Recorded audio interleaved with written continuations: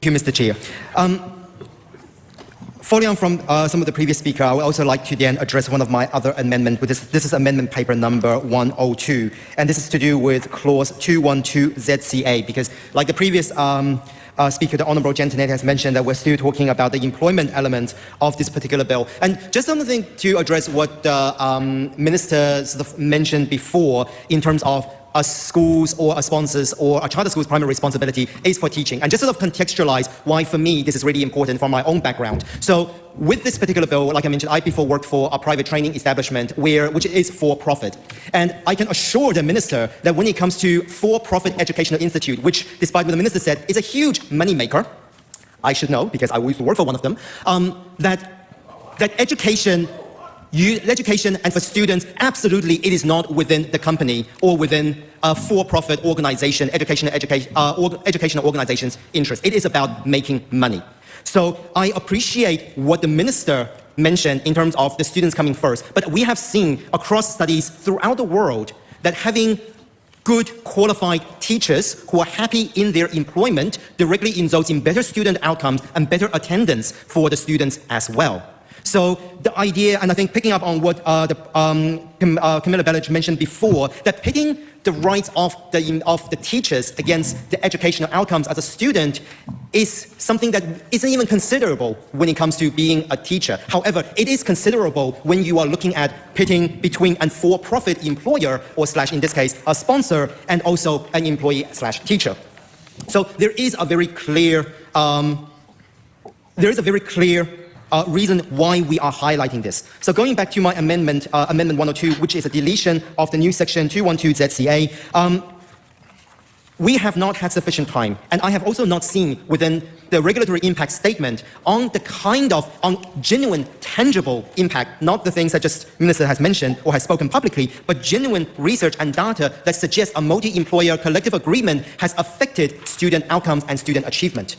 So to the Minister, what evidence, tangible data, not things that you said publicly or in a press release or a public release, is there that this does genuinely affect? Not from the employers, but the fact that it has tangible detrimental effects to student learning by having multi-employer collective agreement. So without that evidence, and with only, for example, like I mentioned, we have received the amendment paper number 49 from the Minister on the 23rd of July. The Select Committee was meant to close the deadline for submissions on the 25th of July. We then have to extend it out to the 29th of July because of this amendment paper with some big amendments. You know, it has not given the public sufficient time to feed into it as well. So we then had insufficient time as Select Committee to weigh this issue with also no other data to go with. So in light of that, I would suggest to the Minister whether the Minister would consider removing this for the time being on the basis of lack of research, and then consider that if there is something that genuinely is present. So both in terms of my amendment 102 as well as the previous speaker Camilla Bellich amendment, we propose a removal of this particular clause around the ineligibility of unions to initiate a multi-employer collective agreement. Now, I understand what the Minister has also mentioned before, that the staff themselves can do it, but no, this is a requirement that the unions can initiate, and I think the union should be able to.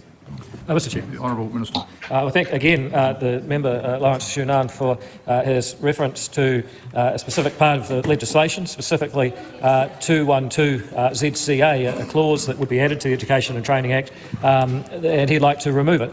For people watching this, that is a part that says that a union can't go along to a charter school and force employment terms under a multi-employer collective agreement. The reason for doing that is we believe that charter school operators should have as much flexibility as possible to employ teachers and adults and staff in a way that is most likely to improve the outcomes for children. Now, if you put an extra constraint on that and say, well, you also have to satisfy what the unions want, you have less flexibility to satisfy children. And the member says, oh, well, what's the evidence for that? I challenge him, what's the evidence that allowing unions to interfere in schools is going to improve the outcomes? I don't think he has any, but I do thank him for asking a question about the specific legislation.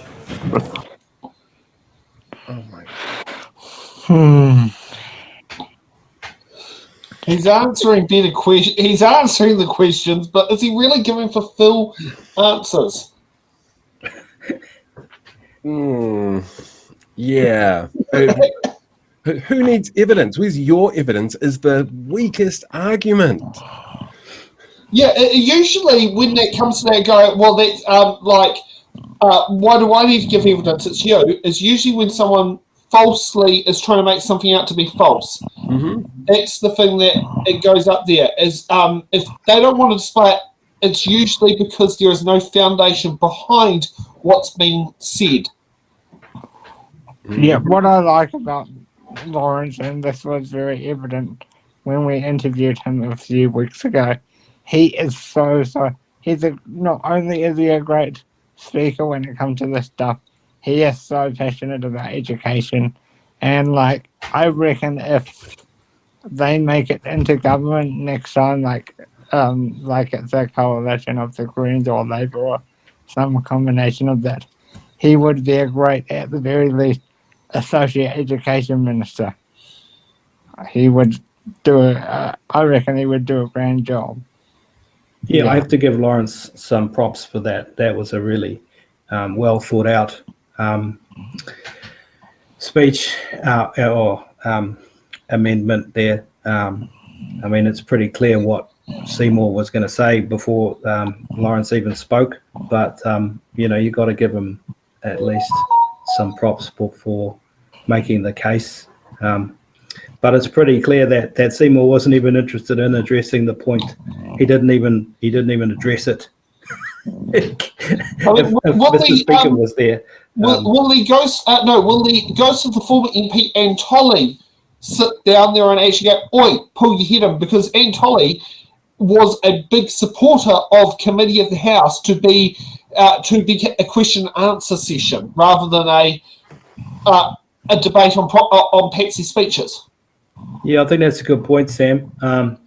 I think we've seen that quite a bit over the last few months. I think we've seen ministers making a habit of not answering questions. So I think potentially there is some room there for ministers to be required to make more fulsome answers. Yeah, but that's obviously up to the speaker and the speaking team to. Yeah, but no, I think you're right. We are seeing that more and more creeping in. Yeah. Oh.